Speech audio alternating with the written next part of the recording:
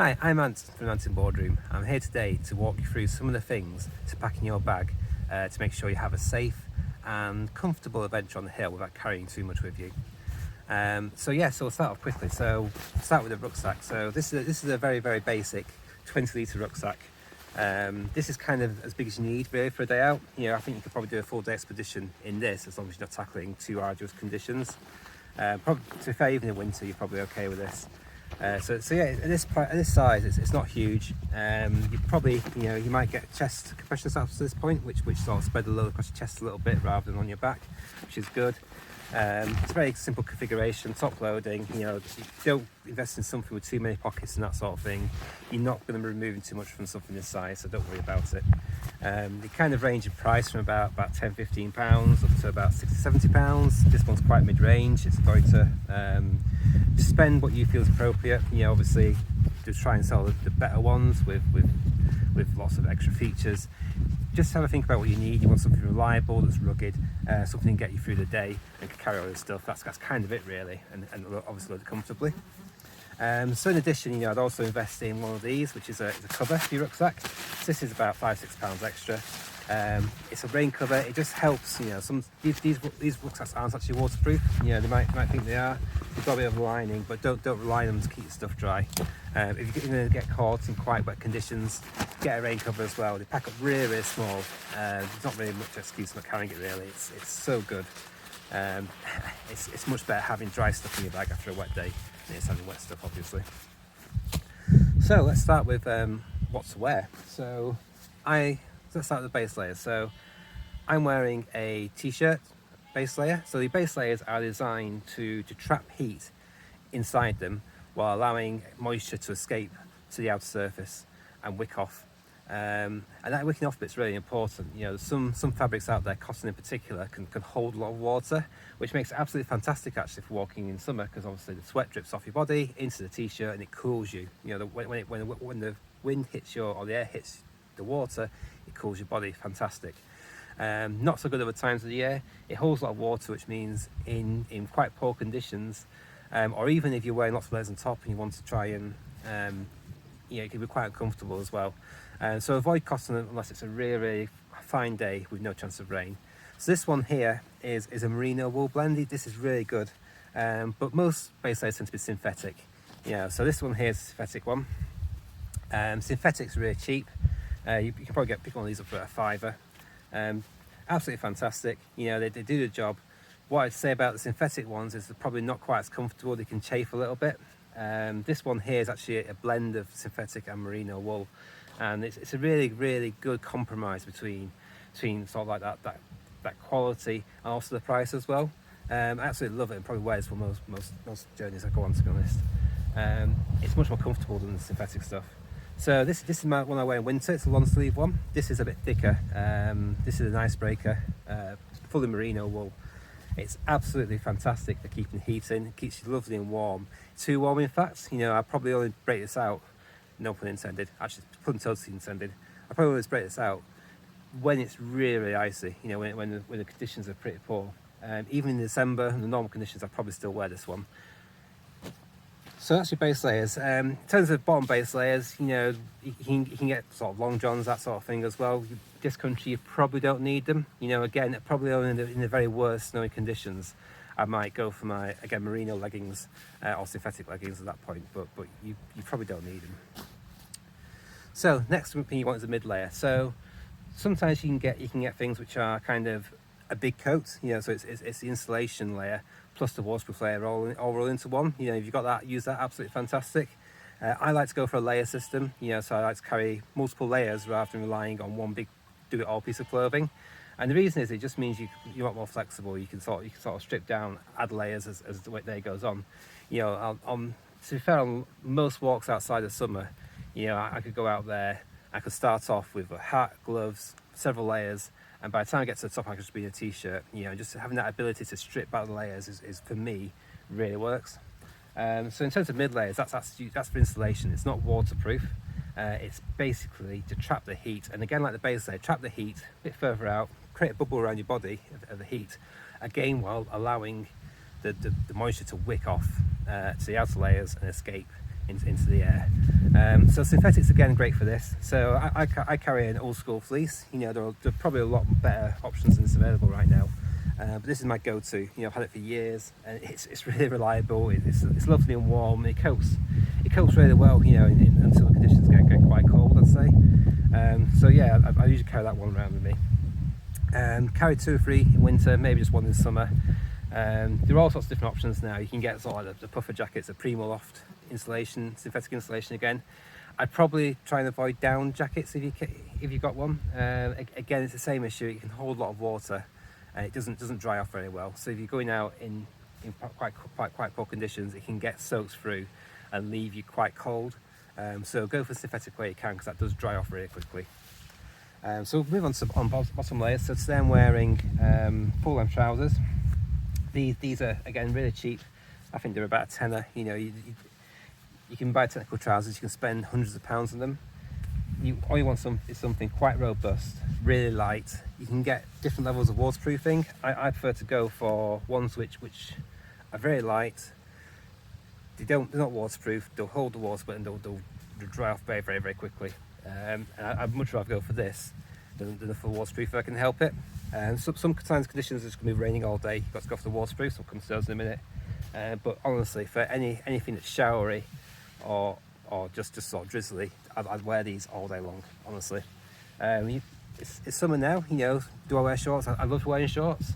2 issues with wearing shorts though. The first one is the undergrowth. So when you're walking through quite dense vegetation, you can get quite scratchy on the legs, and particularly in summer, particularly walking through things like bracken, it can carry ticks which carry Lyme disease. So there's a risk there. If your legs are exposed, there's a greater risk of getting a tick which digs in and can possibly transmit Lyme disease. So that's why I tend to wear trousers more often than not in the summer. Interestingly, I probably wear shorts more often in autumn and spring because there's less of a risk of that. But yeah, in summer and winter I probably wear trousers. The second issue with shorts is that with trousers, the very nature is that when it's raining quite hard, the water will run off down your body, over the end of the trouser and down the side of your boot. Obviously when you're wearing shorts, it doesn't happen. The water hits your leg, runs down your leg into your socks, and before you know it, your boot's sodden as well. So if there's a promise of any significant rain, you don't want to be wearing shorts for any period of time. Cool. So finally, the waterproof layers. So waterproof layers, just that. Again, you can get all sorts of different things these days, and you can spend several £100s on a coat. It really depends on how often you're going to wear it. Some are more breathable than others. You can get a really cheap plasticky cagoule type thing. It's not going to hold much heat in there. It's not going to breathe very well, but it'll keep you dry. You probably don't want to be wearing it any more often than you need to. The advantage of having a good, and I'd say a really good waterproof layer, which does breathe, is that you can also wear it in the windy conditions. The issue with your insulation layers in windy conditions is the wind hits it and it will pull the heat away. Whereas with something that's more of a barrier, it won't. It'll bounce off and it'll keep the heat inside as well. So you invest what you want. I say start off with cheap, and get more. As you start to understand what works and what doesn't work for you, invest in more. So I've got a really old school North Face coat. I must have got this about 6 or 7 years ago, and it does its job. It's not fancy, it's not fantastic. It's got zipper pockets to make sure I don't lose anything. It breathes a little bit as well. We waterproofs as well, especially with the breathable ones. You do want to be reproofing it every so often. So you can get special stuff where you can actually wash it in and also apply wax afterwards. It does stink a little bit, but it does keep you dry as well. So yeah, so that's my coat. I probably won't wear that most of the time. I'll break it out when it rains. I'll break it out if it's windy, but otherwise it'll stay in the bag. And then finally, waterproof trousers. So just note actually on the coat before I leave that. With the coat, what I would say is I always carry this. Even on a day like today, the forecast is fantastic, no chance of rain. I carry it anyway. It's not heavy, it's really light. You need that in your bag really all year round. So waterproof trousers. So these only get carried really on days where the rain's forecast, and they only really get used for me on days where the rain is going to be really heavy. As I said before, with these sort of trousers with quick drying, I don't mind them getting wet. They dry off very, very quickly. If it's going to be persistent rain, heavy rain for a lot of day, or a really heavy shower, I might break out the trousers just to keep that layer wet, layer dry. I don't want to be wearing these all day long. They sweat like mad. These are actually quite a decent pair. The Berghaus, I think they're about 35 quid. You know, again, you can get different qualities. You can get really good ones, you can get really cheap ones, which do the job of keeping you dry, but maybe not breathing quite so much. These are actually okay. They've got like a little venting thing and that sort of thing, like flares at the bottom, see? But again, I probably don't want to be wearing those for more than about 20 minutes unless it's a really, really persistently heavy rain. So I'd break them out only when I need to. The benefit as well for me carrying these as a leader, I'll always carry them if rain's forecast in the slightest, just in case. On days where rain's not forecast, I'll probably leave them at home. As a leader, I'll probably always carry them, simply because if someone gets their trousers wet, they do make a decent pair of extra trousers, if nothing else. So on to footwear quickly. So footwear, socks, start with socks. So I'd say this is probably somewhere where you might want to invest a bit more money. It doesn't take a lot of money to buy a decent pair of socks. So these ones here are really cheap. These are like the sort of like 3 pairs for £5 sort of thing. You can't see it in the video, but they're quite rough. You know, they're not going to be very kind to your feet, not very padded, and they'll do the job for a little bit, but they're almost like a thick sock. They don't really take into account how your feet might feel in them. These ones here, these are ones that Claire got me for my birthday a while ago. I really like these. These are a good technical sock. I think they're fully synthetic. They need replacing. They've got a hole in now. But I really love these socks. Actually, they're really comfortable, and there's a bit of compression to them as well. What you'll tend to find in most outdoor shops is Bridgedale. These are a decent sock. Again, these are probably about £12–13 a pair. You know, so yeah, they cost a bit more money, but I think this is where the money is worth the investment. You know, a decent pair of socks they don't make up for a bad pair of shoes, but they can certainly stop a lot of the rubbing. They can add a bit of cushioning as well, and they breathe as well. You know, a good breathing sock into a good breathing shoe means less chance of getting a blister. So these ones are winter ones. I'm actually wearing a pair of summery ones today. You can get different thicknesses. To be honest, I haven't really noticed much difference in different thicknesses, so don't worry about that. Cool. That brings me onto the walking boots. So this is probably where most people will fret about what to spend and what to buy on walking boots, and it's hard to provide advice in this one because everyone's feet is different, you know, and you can go to different shops now where they can test your gait and that sort of thing. I think Decathlon, for example, have got like a machine where they measure how your foot lands on the ground when you're walking, and that sort of thing. So these are my go-to walking boots. So it's full boot. These are Scarpa ones. These will probably do me in mountainous conditions in the summer, autumn, probably in the winter with no snow on the ground. Absolutely fine as well. They don't take a cramp on or anything like that. They're just normal walking boots, but they are quite stiff and sturdy. You know, and these ones I probably wear on pretty much on any day out in the hills, really. Even walking a very, very well trodden path, I might wear trainers. You know, so I'm wearing a trainer right now. You know, these are good Decathlon ones actually, quite reasonably priced. They're waterproof. I'm not sure waterproofing a trainer really works, but you know, that's what they are. So yeah, they're actually quite decent, you know, but for any distance I'd rather be wearing these. You know, they're a bit heavier. The benefit of wearing a boot over a trainer is that, especially on boggier ground off path, you know, you can sometimes end up in dips or in bogs where you basically your whole leg can sink into the ground, and these aren't going to offer you much protection, whereas this, with your trouser over the top, you're probably not getting much water inside there as well.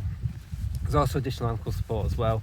You know, I know the trail runners watching this who say, well, you know, I run on really rocky trails and my trainers are absolutely fine. Great, you know, that's fantastic, you know, but I guess you're right with me, and I guess as me giving advice, I'd rather have that extra ankle support, you know, especially because I do take a lot of my groups off path as well.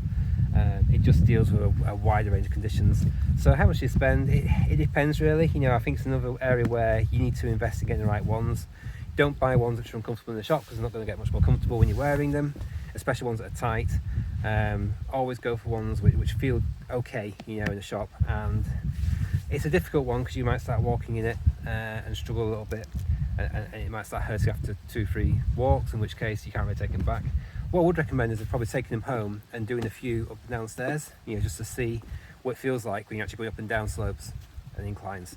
because that might start to tell. And like I say, if it's rubbing anywhere, you know, you think, oh, this might be uncomfortable, it's not going to feel any better after an 8-hour walk. So you know, decide early whether you want them or not. So final clothing bits. So what I always carry as well, even in the summer months, is probably hand gloves. Different hats and gloves for different seasons. You know, that's probably enough for today. I'm probably not going to need it, you know, but sometimes again conditions can change really, really quickly up there. Yeah, I don't think it's going to happen today, but I'd rather be carrying an extra 100 grams in my bag, you know, of a hat, you know, and be okay if the weather closes in, than not being freezing. Similar with gloves, you know, you can get all different sorts of gloves. You know, these are just a cheap pair. You know, I want to invest in some better ones at some point. But yeah, it's just about keeping your hands warm. Again, you probably don't need them, you know, all year round, but always carry in your bag. They might help out at some point. You don't actually realise. Obviously, a thicker hat for winter. Cool. So that's the clothing. So what I tend to do then is, even though I've got everything in a waterproof rucksack, is I'll pack the waterproof into a bag. So these are great as well. These are stuff sacks. You know, you don't need a stuff sack. I think they're fantastic and it really helps compress your stuff. But a plastic bag, anything will do. It's just basically to keep things within your bag dry or wet according to what they do. So waterproofs. You know, last thing you want to do is a big shower comes in. Your waterproofs get soaked. Sun comes out. You want to take your waterproofs off. Where do you put them? You don't want to put them in your bag with the rest of your food and stuff, do you? So carry a plastic bag to keep wet and dry stuff separate. So waterproofs in the bag, and then keep the dry stuff in a different bag as well. So I put a spare pair of socks in as well. So it's always good to carry a spare pair of socks as well, just in case. You know, let's carry the stuff with us that is going to give us a lot of benefit. You know, for very little space. You know, let's leave stuff at home that's going to give us very little benefit for a lot of space. So load that up. You know, and again, compress and into the bag. So that's all the clothing sorted. So what else do I take with me? So what I like to do as well is keep another little stuff sack full of all the little fiddly things I want to take every day. So we'll start off with obviously navigation aids. So most people won't be carrying a map and compass. I do. I love using map and compass. I'll do another video actually on some of the dangers of navigating by your phone.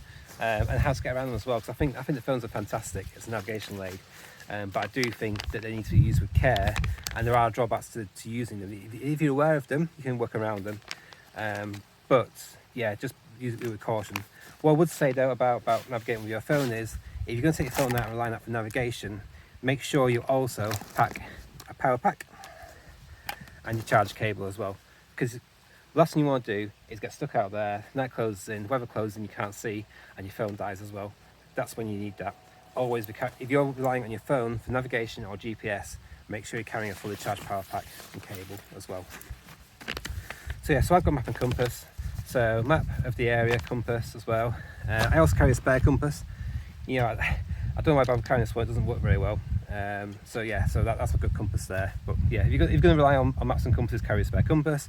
If you're going to rely on your phone, carry spare power. So what else will I carry in my bag then apart from that? So a torch. You know, so I like to carry a torch with me as well. I probably carry this at any point in, well, I probably carry it all the time actually. You never know what's going to happen up there. I say to people who I take out in groups, you know, any time between March and October, make sure we carry this, because if we come back late off the hill, there's a lot higher chance, I guess, of us crashing into the night time. In the summer, not so much, but I'll probably always carry at least one in summer, just in case. You never know what we're going to experience, so it's better to have it rather than not. So beyond that, what do we carry? So a few emergency snacks. I'm a bit naughty with this, but you're supposed to carry stuff which is not particularly appetizing, because the last thing you want to do is constantly raiding your emergency snacks. But I've got some chocolate cereal bars, so they're in there, and it's just in case you're stuck and you need that hit of sugar. Really, it just helps with that. And then on the sugar as well, I also carry some energy tablets as well, and this just helps. A lot of the problems you can experience physically while on the hill can be solved with a bit of sugar, whether it's hypothermia, whether it's whether it's just exhaustion, heat exhaustion. You know, there are lots of things you need to do as well, but sometimes just giving that body a bit more energy can get you over a tricky spot. So I always carry some sugar tablets, hydration tablets as well. You know, these are quite good. You know, if you're dehydrated, You know, sometimes you can drink lots and lots of water, which is fantastic. You know, keep hydrated on the hill, but sometimes you need to replenish a lot of those minerals that are lost through the sweat. So I carry these as well. Another option is to carry the gels. These are a bit bigger, so I don't usually carry these, but they're just, you know what they look like. These are isotonic gels. So whistle. So emergency whistle. This is in case you get really stuck, you need some help. So whistles, if you don't know how to use them, get stuck, six short sharp blasts to call for help. I'm sure it's going to go viral. So whistle, 6 short sharp blasts to call for help. And if you hear that and you want to respond to it, and you want to go to it, or someone responds to you when you're asking for help, it's 3 blasts in reply to let the person know that help's coming. So always carry one. A lot of rucksacks have actually got a whistle built into them, you know, these days. You know, that's got one here. Well, that hasn't got one actually. But yeah, my bigger one has. So yeah, if you've got like a whistle in the rucksack, you don't need to carry that. Just some paracetamol. You know, you never know when you might get a headache, or if you trip over, you sprain your ankle. Sometimes it can just ease the pain a little bit to help you get off the hill. And a bit of super glue. You know, so you can always have problems with your kit. Something could break. It's just handy to have something to be able to fix it. So that's the super glue. And then obviously in summer, carry things like, you know, sun cream, insect repellent. You know, if you need sunglasses, you know, I'm out on the hill quite a lot during the day, so the UV can damage my eyes, so I need to wear sunglasses quite a lot. You know, if you're out a lot, then you need to consider it really, or a hat to keep some off your head as well. But yeah, a bit of sun cream is always good. Yeah, that's kind of all I'd recommend carrying actually. So the only other thing as well is probably a survival bag. So this is $2.99. Well, this one was $2.99. You can go outdoors. But if it's less than a £5, it's a good investment. You'll probably never need to use it, this bivy bag, but this could be a lifesaver. If you get stuck in a situation where you can't get down, or you get lost and you need to wait for help, this could be the difference between life and death. You know, for something that weighs, again, it's probably about 200-300 grams. It's well worth packing into your rucksack, because yeah, you never know when you're going to need it. So that goes into there. That goes into there. That's it, and that's all the stuff I need. So the only other thing that you might want to pack are things like water. So I carry a water bottle. You can get all sorts of things like flasks and canteens, that sort of thing. And simple water bottle. You know, I've also got for longer journeys I might carry a CamelBak. You know, that's what's in the back of the bag. I don't particularly like CamelBaks personally. I think they're far too prone to leaking, and I've been caught out more than once with a leaking CamelBak where my stuff's got soaked, just not being in the stuff sacks. So they're not my preference, but they do allow you to keep hydrated on the go without taking your rucksack off. Whereas with most rucksacks, you probably have to obviously demount before you can have a drink, which is not ideal. The other option is to actually clip it onto the bottom of the rucksack so you can easily reach it while you're walking. And obviously food as well. So on top of the emergency food, you want to be packing enough to go through the day. And I'll do another video about the best things to eat on the hill to keep your energy going. But yeah, it's just sugar, carbs, all the stuff you might need just to keep going throughout the day.